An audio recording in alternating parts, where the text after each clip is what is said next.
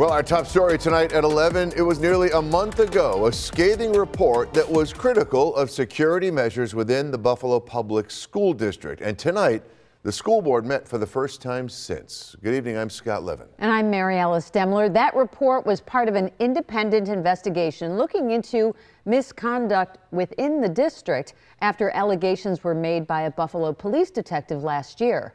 2 on Your Side's Nate Benson was the only TV reporter at the meeting tonight, and he has this report for us.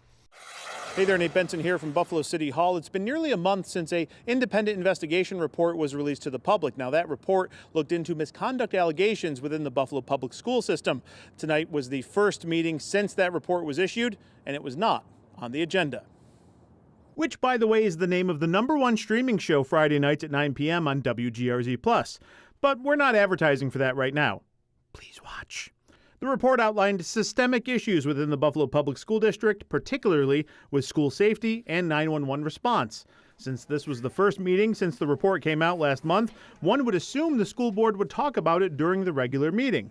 They didn't. However, I chatted with board leadership about it during a break in Wednesday's meeting. Where do things stand? It's not on the agenda tonight. What's the board's temperature on everything?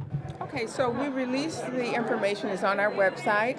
We thank the independent investigator for their comprehensive investigation of the multiple allegations, which included interviews of 66 individuals and extensive review of documents. Currently, our district is looking at the recommendations. Some have been cleared, and some are now being reviewed and acted upon. And this report gives us a roadmap, so the district is committed to following it. And we implemented some things immediately, and we're looking forward to continuing with the safety plan. But since it's not being discussed during an open public meeting, what's been implemented as part of those recommendations?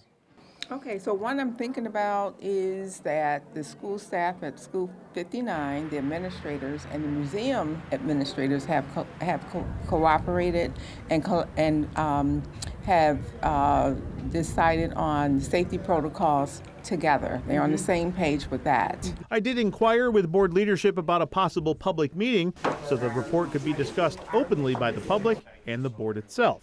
Any consideration of giving an actual dedicated meeting to address all the recommendations and all the concerns from the public?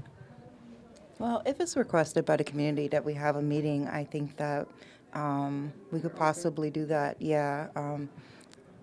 The information has been released.